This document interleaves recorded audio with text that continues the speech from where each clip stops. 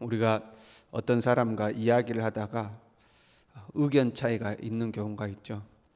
그러면 서로 이렇게 말을 주고받잖아요. 논쟁이 벌어지면 좀처럼 의견이 하나로 일치되지 않은 경우가 많이 있습니다. 의견이 일치가 되려면 한쪽에서 내가 틀렸다 하고 네가 맞았다 하고 인정을 해주거나 양보를 해주거나 해야 하는데 서로 그렇게 인정하지 않기 때문에 일치되지 않는 경우가 굉장히 많이 있습니다. 부부 사이에도, 친구 사이에도, 또 부모와 자녀 사이에도 이렇게 논쟁이 벌어지면 서로 이렇게 의견을 주고받다가 일치가 안 되잖아요. 그러면 사실 어느 한쪽이 논리적으로 더 우세하거나 아니면 사실에 더 가깝거나 아니면 말빨이 더 세거나 이제 뭐 이런 경우가 있죠. 그래서 한쪽이 서로 의견을 주고받는데 한쪽이 더 우세하고 한쪽이 이제 논쟁에서 지는 듯하면 그래 네 말을 들어보니까 네 말이 맞는 것 같다 하고 인정하면 좋은데 그런 경우가 굉장히 드물죠. 대부분은 그렇게 말에서 밀리게 되면 주제와 다른 인신 공격을 하거나 뭐 그런 경우 있잖아요. 너는 맨날 그래. 네 마음대로 하려고 그냥.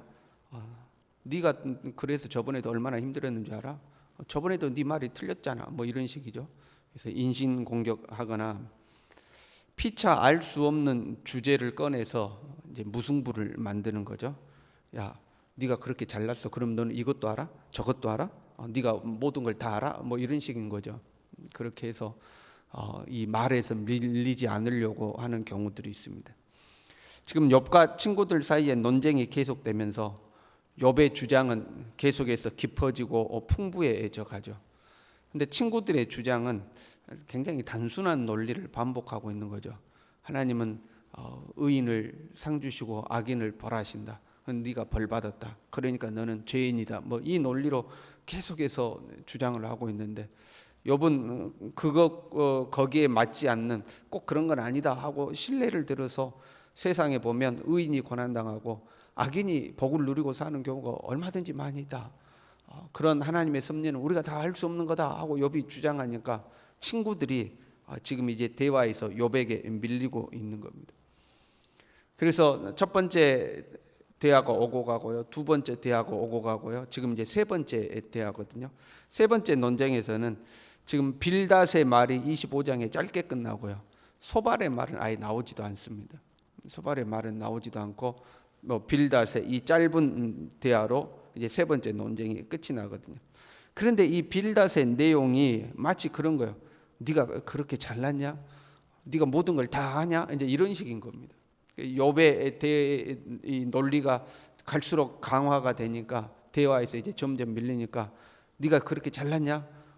하나님이 하시는 일을 네가 다 할 수 있냐? 하고 이제 대화에서 밀리지 않기 때문에 하는 내용이죠. 2절부터 살펴보면 이런 거예요. 하나님은 주권과 위엄을 가지셨고 높은 곳에서 화평을 베푸시느니라. 그래서 화평을 베푸신다 할 때 이 화평은 우리가 잘 아는 샬롬이라는 단어입니다. 이 샬롬이라는 단어의 화평은 평안, 화평 그런 말은 아무 문제가 없다 그런 의미보다는 뭐 그런 의미도 있지만 샬롬 하면 아무 문제가 없다 그런 의미보다는 모든 것이 조화와 균형을 이루어 충족되어 있는 상태를 말하는 겁니다. 모든 것이 조화와 균형을 이루었다. 부족함이 없이 완전히 충족되어서 딱 균형 잡혀 있는 상태 이제 이것을 말하는 거죠. 그러니까 하나님이 화평을 베푸신다는 것은 하나님의 통치는 잘못되지 않았다 그런 말입니다. 하나님의 통치는 완전히 균형 잡혀 있고 조화 잡혀 있으며 부족함이나 결핍이 없는 완벽한 통치다. 샬롬의 통치다. 그러니 너를 지금 다스리시는 하나님의 통치가 결코 잘못되지 않았다 이제 그런 의미입니다. 그리고 이 평화를 지키고 유지하기 위해서는 조화와 균형을 유지하기 위해서는 힘이 있어야 됩니다. 힘이 없이는 평화를 유지할 수 없습니다. 힘이 없이는 이 균형을 유지할 수가 없죠. 우리가 줄다리기를 하더라도 양쪽이 팽팽한 힘이 있어야 딱 균형 잡혀서 흔들리지 않지 않습니까? 이쪽으로도 가지 않고 저쪽으로도 가지 않죠. 어느 한쪽이 힘이 더 우세하거나 어느 한쪽이 힘이 없거나 그러면 쏠리지 않습니까? 그래서 평화를 유지한다, 조화와 균형을 유지한다 할 때는 반드시 힘이 있어야 됩니다. 개인의 평화도 마찬가지고 국가의 평화도 마찬가지고 그 평화를 유지하려면 힘이 있어야 되는 거죠. 그래서 이야기하는 거예요. 하나님은 샬롬을 유지하기에 충분한 주권과 위엄을 가지고 계신다. 하나님은 주권과 위엄을 가지고 계신다. 사람은 평화를 유지하기가 힘들지만, 완벽한 통치를 하기 힘들지만, 하나님은 힘과 권능이 있어서 완벽한 샬롬의 통치를 하실 수 있는 분이다 하는 거죠. 그리고 3절에는요. 그의 군대를 어찌 계수할 수 있으랴. 군대는 하나님의 힘을 지금 상징하고 있는 거죠. 그 하나님의 힘을 그 누구도 계산할 수 없다 그런 말이에요. 하나님의 힘과 권위가 충분하셔서 샬롬의 통치를 할 수가 있는데, 그 하나님의 힘은 어떤 사람도 계산할 수 없을 정도의 엄청난 힘이다 하는 거예요. 뭘 말하고 싶은 걸까요? 그런데 네가 그 하나님을 다 아는 것처럼 말하느냐 그런 거예요. 욥, 네가 그 하나님을 다 아는 것처럼 말하고 있다. 하나님의 그 힘과 권위를 네가 다 아느냐, 이제 그런 의미죠. 그가 비추는 광명을 받지 않은 자가 누구냐? 그가 비추는 광명을 받지 않은 자가 누구냐? 누구라도 모든 피조물은 이 하나님의 통치의 빛을 받고 있다는 겁니다. 하나님의 빛이 닿지 않는 곳이 없다. 이 땅에 존재하는 모든 피조물에게는 이 하나님의 빛이 비추고 있다. 예외가 없다 하는 겁니다. 그런데 욥 너만 특별하게 하나님의 통치에 예외가 있는 것처럼 이야기하는데, 하나님의 통치가 이상한 것처럼 이야기하는데, 그럴 수가 없다. 하나님의 통치는 완벽하며 모든 피조물에게 그 빛을 비추고 있다. 이제 그렇게 이야기하는 거죠. 4절에는요.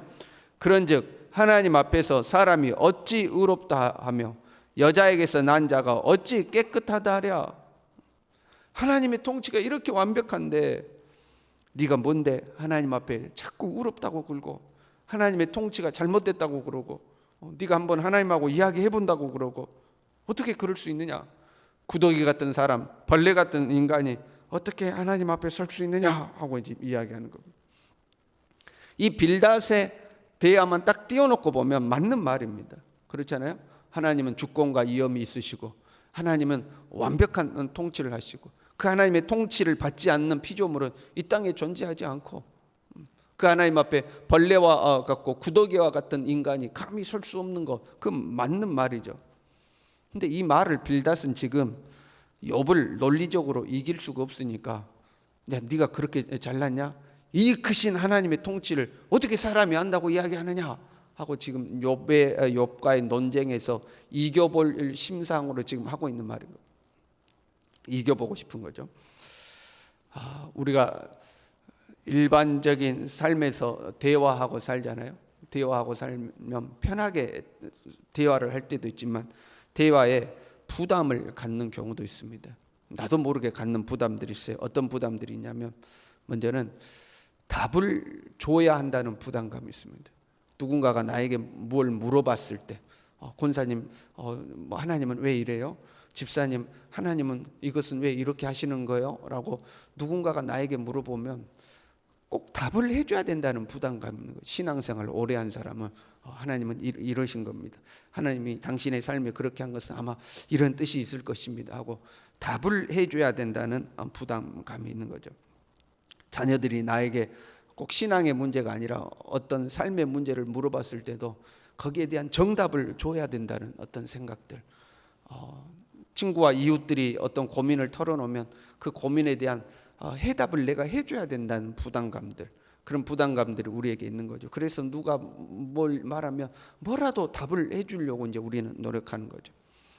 또 하나의 부담감은 상대방과 의견이 서로 일치하지 않고 의견이 대립되었을 때에 지면 안 된다는 부담감, 이런 게 우리에게 있는 거예요. 상대방이 나보다 훨씬 권위가 있고 내 스스로가 상대방의 지식과 어떤 상대방의 권위를 인정하는 경우는 그렇지를 않아요.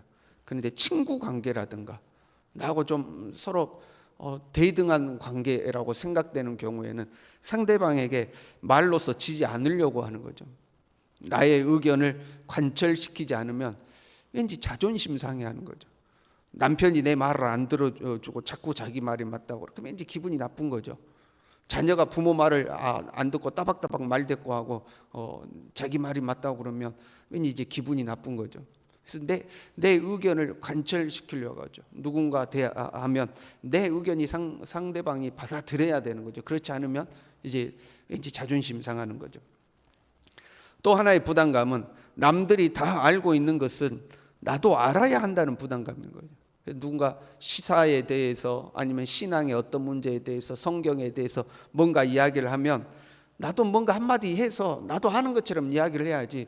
그럼 나는 전혀 몰라 하고 하면 왠지 내가 지적으로 좀 뒤처지는 사람처럼 느껴지고, 그러니까 뭔가 나도 아는 것처럼 한마디라도 거들어야 되는 어떤 이런 부담감을 갖는 거죠. 그래서 아는 척하기도 하고 이제 그러는 거죠.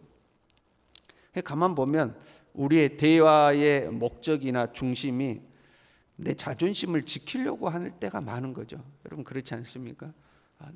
대화에서 내 자존심을 지키려고 하는 거예요. 스스로가 내 자신을 낮추지 못하고 그냥 남들 앞에서 이야기를 하면서 내 자신을 좀 높여보려는 마음들이 우리에게 있는 거죠. 혹시 나는 그렇지 않은가 한번 생각해 볼 필요가 있어요. 여러분, 나는 나의 일상에서 이런 자세로 대화하고 있지 않는지, 자녀들과 또는 부부 간에 또는 친구들과 사이에서, 성도들과의 사이에서 내가 대화하는 것이 혹시 이런 자세는 아닌가, 우리 자신이 스스로를 살펴볼 필요가 있어요. 친구들은 사실 지금 자기 모순에 빠져 있습니다. 보세요. 벌레 같은 사람이 하나님이 하시는 일을 어떻게 다 할 수 있느냐? 얼마나 맞는 말입니까? 벌레 같은 인간이 하나님이 하시는 모든 것을 어떻게 하느냐 하고 지금 욥을 반박하고 있지만, 사실 자기들이 욥에게 그런 태도로 이야기를 하고 있었거든요. 욥이 당하는 고난의 이유를 자기들은 이미 다 알고 있는 것처럼, 네가 하나님 앞에 범죄했기 때문에 하나님 앞에 벌 받는 거다. 하나님은 죄 지은 자를 벌하신 하나님이다. 네가 벌 받았으니까 하나님 앞에 너는 죄인이다 하고 욥의 인생에 벌어지는 고난의 이유를 자기들이 다 아는 것처럼 이야기했거든요. 그런데 자기들이 지금 욥에게 논리적으로 밀리니까 네가 하나님 하시는 일을 어떻게 다 하느냐, 그런데 다 하는 것처럼 이야기하느냐 하고 이야기하고 있죠. 자기 모순에 지금 친구들은 빠져 있는 겁니다. 우리가 친구들처럼 이런 자기 모순에 빠지거나 아니면 이 말로서 실수하거나 모르는 것을 안다고 이야기해서 실수한 거잖아요. 실수하지 않으려면 겸손할 필요가 있죠. 겸손할 필요가 있어요. 모르는 것을 모른다고 인정할 수 있는 용기가 필요합니다. 그냥 모르면 나는 잘 모르겠어. 하나님 왜 이렇게 하시죠? 그러게요. 나도 잘 모르겠습니다. 나도 잘 모르겠습니다. 모르는 것을 모른다고 인정할 수 있는 용기가 필요하죠. 여러분, 우리가 정말 하나님에 대해서 다 알 수 없잖아요. 우리 인생에 대해서 다 알 수 없잖아요. 내 인생에 대해서도 다 모르고, 나도 모르는데 다른 사람에 대해서 어떻게 다 알겠어요? 다 모르잖아요. 그런데 우리는 뭔가 답을 줘야 된다는 부담감, 내가 이 대화에서 답을 못 주면 왠지 내가 좀 지적으로 떨어지는 것 같은 그런 어떤 자존심 상하는 그런 느낌, 뭐 이런 느낌들 때문에, 그래도 내가 신앙생활을 몇 년 했는데 이 정도는 답을 해줘야 되는 거 아닌가 하는 뭐 이런 느낌 때문에 내가 다 알지 못하는 것들, 정확하게 알지 못하는 것들에 대해서도 하나님은 이러신 거야, 하나님이 이것 때문에 너에게 이렇게 하셨을 거야 하고 그냥 이야기해 버릴 때가 있는 거죠. 근데 모르면 그냥 모른다고 할 수 있는 용기가 필요한 거죠. 사실은 잘 모르겠다. 나도 잘 모르겠다. 하나님이 왜 이러시는지 나도 잘 모르겠다 하고 모르는 것을 모른다고 인정하는 용기가 필요한 거죠. 재밌는 것은요, 내가 모른다고 인정을 하면요, 사람들이 나를 무시하는 것이 아니라요, 오히려 좋아하는 경우가 많습니다. 여러분 한번 생각해 보세요. 여러분이 누군가를 만났을 때 잘난 척하는 사람이 좋아요, 겸손한 사람이 좋아요? 다 안다고 이야기하는 사람보다 겸손하게 모르는 걸 모른다고 하는 사람이 더 편한 경우가 있죠. 마찬가지 아니겠습니까? 다른 사람이 우리를 대할 때 다 아는 것처럼 이야기하는 사람보다는 난 그거 잘 모르겠는데, 그럼 내가 잘 모르겠다고 하면 이제 상대방이 이야기하지 않겠어요? 그럼 그 이야기를 우리가 들어주지 않겠어요? 그러면 그 사람 훨씬 더 좋아하죠. 우리 자신을 낮출 필요가 있는 거죠. 더 나아가서 모든 것을 아는 것처럼 이야기하는 것이 하나님 앞에 설 때조차도 그렇게 나올 수가 있어요. 내가 나의 인생에 대한 모든 답을 알고 있으면 하나님께 물을 이유가 없어지는 거죠. 하나님께 도움을 구할 이유가 없어지는 거예요. 왜? 근데 이 문제 있는데 이 문제에 대한 답도 알고 있어요. 누군가가 나에게 조언을 구했는데 거기에 대해서도 내가 이미 답을 다 알고 있어요. 그럼 하나님께 물을 필요가 없는 겁니다. 내가 모른다고 인정해야 하나님 이건 어떻게 해야 합니까? 하나님 저 사람이 나에게 이렇게 중보기도 부탁하고 도움을 구했는데 하나님 저 사람을 향한 하나님의 뜻은 무엇입니까? 하고 하나님께 겸손하게 물을 수가 있는 거죠. 오늘 하루 여러분 누가 물어보면 모른다고 한번 해보십시오. 나 잘 모르겠다. 모른다고 한번 해보십시오. 그리고 그 사람이 하는 말을 기울여 보십시오. 그러면 오히려 그 사람이 이야기를 하면서 힘을 얻고 위로를 얻고 즐거움을 얻을 수도 있을 겁니다. 나와 사람과의 관계가 좋아질 수도 있을 겁니다. 그리고 겸손하게 하나님 앞에 엎드려서 주님 나는 모르오니 나의 길을 인도하여 주옵소서 기도하는 오늘 하루가 될 수 있기를 바랍니다. 기도하겠습니다.